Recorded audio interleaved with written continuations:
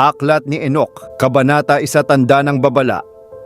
Ito ang mga salita ng pagpupuri ni Enoch, kung saan kaniyang pinagpala ang mga pinili at matuwid na mabubuhay sa araw ng kapighatian, kapag ang lahat ng masama at di makadiyos ay aalisin. At kaniyang binigkas ang kaniyang talinghaga at sinabi, si Enoch, isang taong matuwid na binuksan ng Panginoon ang mga mata upang makakita, ay nakakita ng pangitain ng isang banal sa kalangitan. Ipinakita ito sa akin ng mga anghel, at mula sa kanila ay aking narinig at naunawaan ang lahat ng aking nakita. Ngunit ang mga ito ay hindi para sa kasalukuyang henerasyon, kundi para sa isang henerasyong darating sa hinaharap. Alang-alang sa mga pinili ay aking sinalita ang talinghagang ito. Ang banal na isa ay darating mula sa kaniyang tahanan, at ang walang hanggang Panginoon ay tatahak sa lupa, sa bundok ng Sinai. Siya ay magpapakita mula sa kaniyang kampo, at ihahayag ang kapangyarihan ng kaniyang kaluwalhatian mula sa pinakamataas na kalangitan, at ang lahat ay mapupuspos ng takot. Ang mga tagapagbantay ay manginginig, at matinding takot at panginginig ang sasakop sa kanila hanggang sa mga dulo ng daigdig. Ang matatayog na kabundukan ay mayayanig, at ang matataas na burol ay magiging mababa. Sila ay matutunaw gaya ng kandilang natutunaw sa init ng apoy. Ang lupa ay mabibiyak at mahahati. Lahat ng nasa ibabaw nito ay mamamatay, at magkakaroon ng paghuhukom sa lahat. Ngunit sa mga matuwid ay magkakaloob siya ng kapayapaan. Kaniyang iingatan ang mga pinili, at ang kaniyang awa ay mapapasa kanila. Sila ay magiging pag-aari ng Diyos. Sila ay lalago at pagpapalain. Kaniya silang tutulungan. Ang liwanag ay sisikat sa kanila, at pagkakalooban niya sila ng kapayapaan. Masdan, siya ay dumarating kasama ang 10,000 banal upang isakatuparan ang paghuhukom sa lahat. Kaniyang lilipulin ang mga di makadiyos at hahatulan ang lahat ng laman dahil sa kanilang masasamang gawa at sa lahat ng mabibigat na salitang kanilang sinabi laban sa kaniya. Kabanata 2. Palatandaan ng paggunaw masdan ninyo ang lahat ng nangyayari sa kalangitan. Tingnan kung paano hindi lumilihis ang mga ito sa kanilang mga daanan, at kung paano ang mga tanglaw sa langit ay umaakyat at bumababa ayon sa kanilang mga takdang panahon, nang hindi lumalabag sa kautusang itinakda para sa kanila. Pagmasdan ninyo ang lupa at pag-isipan ng mabuti ang lahat ng nangyayari rito mula sa simula hanggang sa wakas. Makikita ninyo kung paanong ang mga bagay sa mundo ay nananatili sa kanilang kaayusan, at kung paanong walang nagbabago ng hindi ayon sa kalooban ng Diyos. Masdan ninyo ang tag-init at ang taglamig. Tingnan kung paano napupuno ng tubig ang lupa, at kung paanong ang mga ulap, hamog at ulan ay bumabalot at dumidilig sa ibabaw nito. Kabanata 3. Ang mga dahon ng puno at ang tagtuyot masdan at suriin kung paanong ang lahat ng mga puno, bagamat tila nananatiling gayon pa rin, ay natutuyo at nalalagas ang kanilang mga dahon. Ngunit may 14 na uri ng puno na hindi nalalagas ang kanilang mga dahon. Sa halip, ang kanilang matatandang dahon ay nananatili sa loob ng 2 o 3 taon hanggang sa sumibol ang mga bago. Kabanata 4. Ang init ng araw muli. Pagmasdan mo ang mga araw ng tag-init, kung paanong ang araw ay sumisiklab sa ibabaw ng lupa. Dahil sa tindi ng init nito, ikaw ay maghahanap ng lilim at masisilungan. Ang lupa ay magiging napakainit dahil sa lumalalang sikat ng araw, kaya't hindi ka makatatapak sa lupa ni sa mga bato, sapagkat ang mga ito ay nag-aapoy sa init. Kabanata 5. Sa pagbabago ng mga panahon masdan, kung paanong ang mga puno ay nababalutan ng sariwang lunti ang dahon at namumunga. Sa pagtingin mo sa mga ito, pag-isipan mong mabuti at unawain ng buong puso ang lahat ng kaniyang mga gawa. Kilalanin mo siya na nabubuhay magpakailanman, sapagkat siya ang lumikha ng lahat ng mga ito. Ang lahat ng kaniyang mga gawa ay nagpapatuloy taon-taon magpakailanman. Ang bawat isa ay tumutupad sa tungkuling itinakda para sa kanila, at ang kanilang gawain ay hindi nagbabago. Ayon sa utos at kalooban ng Panginoon, ang lahat ay natutupad. Pagmasdan mo rin ang dagat at ang mga ilog, kung paanong sila ay patuloy na gumagalaw at tumutupad sa kanilang tungkulin, ayon sa kautusan na itinakda para sa kanila. Ngunit ikaw, ikaw na tao, hindi mo sinusunod ang kautusan ng Panginoon. Sa halip, ikaw ay lumihis sa kaniyang daan at nagsalita ng mga mapagmataas at masasakit na salita mula sa iyong maruming bibig laban sa kaniyang kadakilaan. O ikaw na matigas ang puso, wala kang matatamong kapayapaan. Dahil dito, ang iyong mga araw ay magiging kasuklam-suklam at ang mga taon ng iyong buhay ay maglalaho. Ang mga taon ng iyong kapahamakan ay magpapatuloy sa gitna ng walang hanggang paghamak at hindi ka makatatanggap ng awa.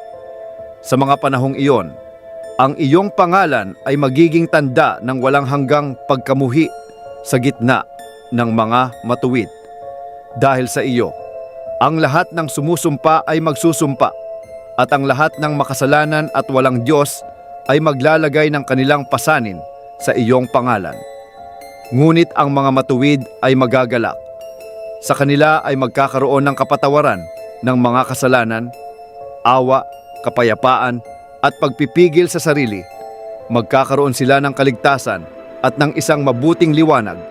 Ngunit para sa lahat ng makasalanan ay walang kaligtasang nakalaan.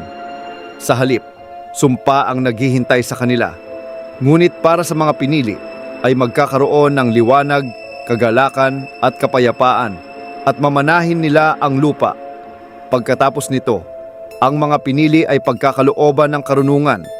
Sila ay mabubuhay at hindi na muling magkakasala, maging dahil sa kasamaan o sa pagmamataas. Ang mga matatalino ay magiging mapagpakumbaba. Hindi na sila madudungisan ni magkakasala sa buong panahon ng kanilang buhay. Hindi rin sila mamamatay dahil sa galit o poot.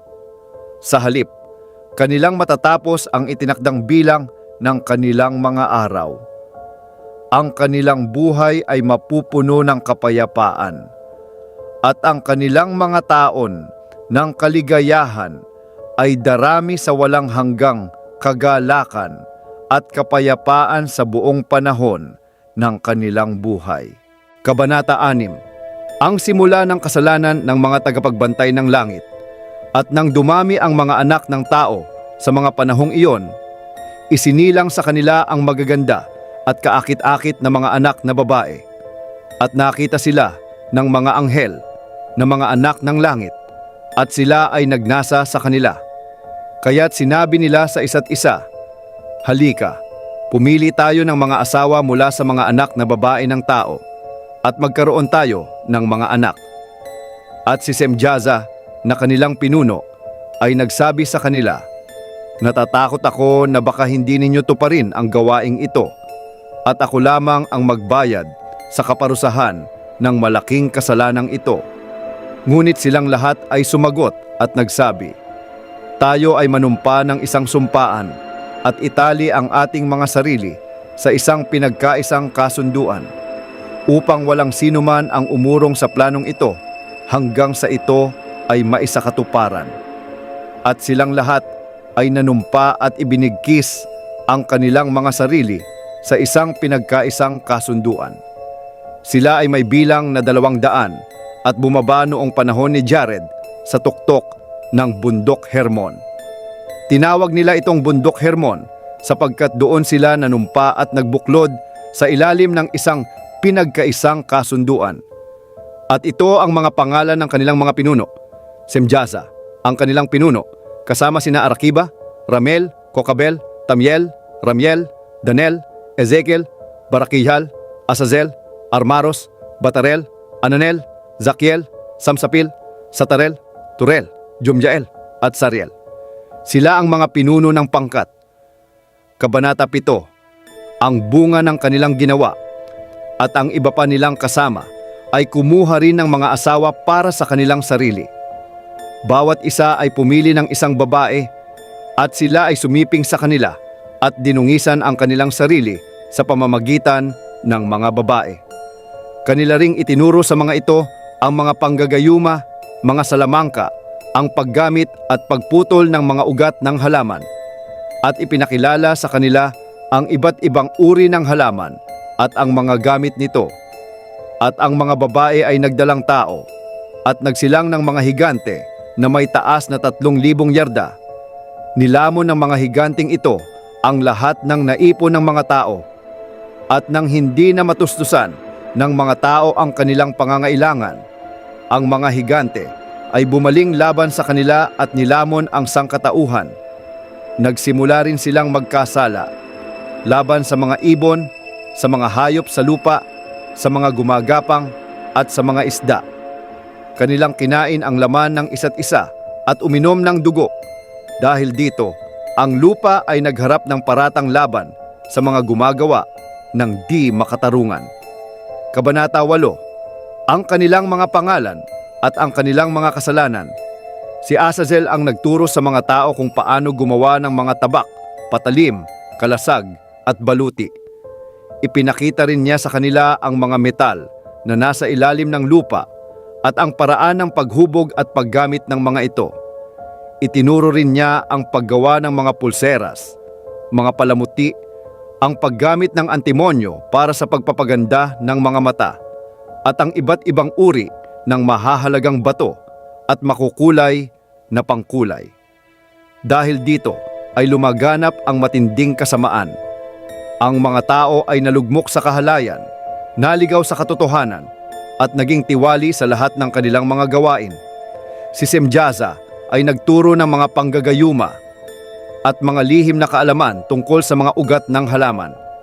Si Armaros ay nagturo kung paano pawalang bisa ang mga panggagayuma.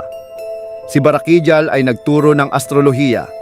Si Kokabel ay nagturo tungkol sa mga bituin. Si Ezekiel ay nagturo ng kaalaman tungkol sa mga ulap. Si Aragiel ay nagturo ng mga palatandaan sa lupa. Si Shamsiel ay nagturo ng mga palatandaan ng araw.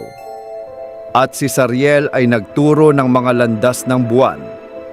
At habang namamatay ang mga tao, sila ay umiiyak, at ang kanilang mga daing ay umaabot hanggang sa langit. Kabanata 9. Ang pagkatuklas sa kasalanan ng mga tagapagbantay. At sina Michael, Uriel, Rafael at Gabriel ay tumingin mula sa langit at nakita ang maraming dugong nakakalat sa ibabaw ng lupa. Nakita rin nila ang lahat ng uri ng kabuktutang nagaganap sa daigdig. Kaya't sinabi nila sa isa't isa, ang lupa na dating nilikha upang tirhan ng mga nilalang ay napuno na ngayon ng panaghoy. Ang sigaw ng kanilang pag-iyak ay umaabot hanggang sa mga pintuan ng langit. At kanilang sinabi, ngayon, sa inyo tumatawag ang mga kaluluwa ng mga tao. Humihingi sila ng katarungan mula sa kataas-taasan. Pagkatapos ay nagsalita sila sa Diyos at nagsabi, Panginoon ng mga Panginoon, Diyos ng mga Diyos, Hari ng mga hari, at Diyos ng lahat ng kapanahunan. Ang iyong trono ng kaluwalhatian ay nananatili magpakailanman. Ang iyong banal na pangalan ay maluwalhati at kapuri-puri sa lahat ng panahon. Ikaw ang nakaaalam ng lahat ng bagay at may kapangyarihan sa lahat ng bagay. Walang anumang nalilihim sa iyong paningin. Nakikita mo ang lahat at walang sinuman ang maaaring magkubli mula sa iyo. Nakikita mo ang ginawa ni Azazel, na nagturo ng lahat ng uri ng kasamaan sa lupa at nagsiwalat ng mga lihim na kaalamang mula sa langit na hindi dapat malaman ng tao. At si Semjaza, na iyong binigyan ng kapangyarihang mamuno sa kaniyang mga kasamahan, ay kasama rin sa kanilang paghihimagsik. Sila ay bumaba sa mga anak na babae ng tao, sumiping sa kanila at dinungisan ang kanilang sarili. Inihayag nila sa mga babae ang iba't ibang uri ng kasalanan. At ang mga babae ay nagsilang ng mga higante, kaya't ang buong lupa ay napuno ng dugo at kasamaan. Ngayon, masdan mo ang mga kaluluwa ng mga namatay. Sila ay nananaghoy at humihingi ng katarungan sa mga pintuan ng langit. Ang kanilang pagdaing ay patuloy na umaakyat dahil sa kabuktutang ginawa sa lupa. Nalalaman mo ang lahat ng bagay bago pa man ito mangyari. Nakita mo ang mga bagay na ito, ngunit hindi mo ipinahayag sa amin kung ano ang dapat naming gawin sa mga may kagagawan nito. Kabanata 10, Babala at Paggapos sa mga pinuno ng mga tagapagbantay. At sinabi ng kataas-taasan ng banal at dakilang isa at iniutos kay Uriel, pumunta ka kay Noe at sabihin mo sa kanya sa aking pangalan, magtago ka. Ihayag mo sa kanya ang nalalapit na wakas, sapagkat ang buong lupa ay wawasakin. Isang malaking baha ang darating sa ibabaw ng buong daigdig at lilipol sa lahat ng naroroon. Ngayon ay gabayan mo siya upang siya ay makaligtas at upang ang kaniyang lahi ay mapanatili sa lahat ng mga susunod na kapanahunan ng daigdig.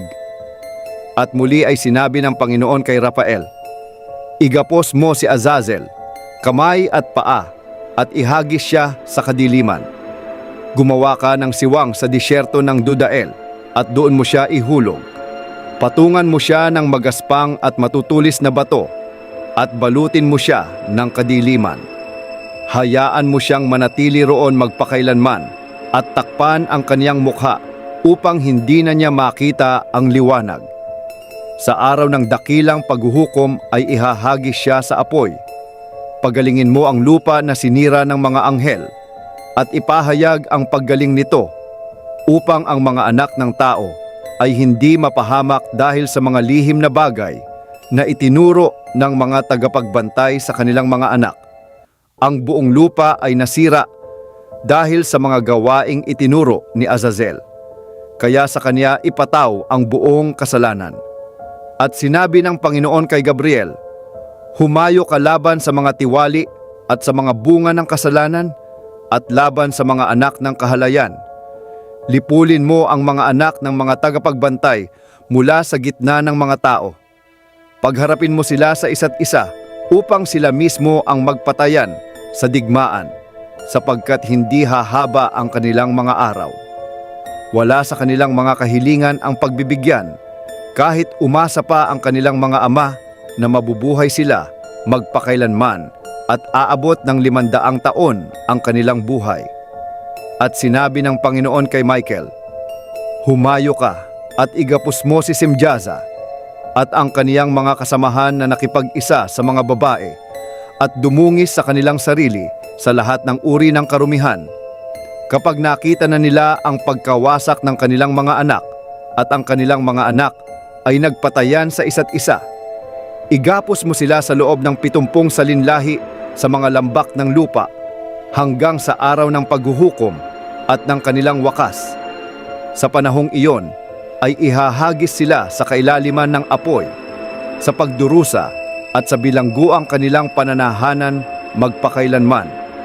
Ang sinumang mapatunayang nagkasala ay lilipulin at igagapos kasama nila hanggang sa wakas ng lahat ng kapanahunan. Lipulin mo ang lahat ng espiritong bunga ng kahalayan at ang mga anak ng mga tagapagbantay, sapagkat sila ang nagdulot ng kapahamakan sa sangkatauhan. Alisin mo ang lahat ng kasamaan sa ibabaw ng lupa at wakasan ang bawat masamang gawain, at hayaang sumibol ang halaman ng katuwiran at katotohanan na magbubunga ng pagpapala. Ang mga gawa ng katuwiran at katotohanan ay itatanim magpakailanman sa gitna ng kagalakan at katapatan. At lahat ng matuwid ay maliligtas. Sila ay mabubuhay hanggang sa magkaroon ng libu-libong mga anak, at ang kanilang kabataan at katandaan ay lilipas sa kapayapaan. Ang buong lupa ay sasakahin sa katuwiran at mapupuno ng mga puno at pagpapala. Lahat ng kanais-nais na puno ay itatanim dito at sila ay magtatanim ng mga ubasan. Ang mga ubasang kanilang itatanim ay magbubunga ng saganang alak. Ang bawat butil na kanilang ihahasik ay magbubunga ng makalibo at ang bawat pananim ng olibo ay magbibigay ng napakaraming langis. Linisin mo ang lupa mula sa lahat ng pang-aapi, kasamaan, kasalanan, kawalang Diyos at karumihan. Lipulin mo ang lahat ng ito mula sa ibabaw ng lupa at lahat ng mga anak ng tao ay magiging matuwid. Lahat ng bansa ay sasamba at magpupuri sa akin at lahat ay mananampalataya sa akin. Ang lupa ay lilinisin mula sa lahat ng karumihan, kasalanan, kaparusahan at pagdurusa at hindi ko na muling ipapadala ang mga ito sa ibabaw ng lupa magpakailanman.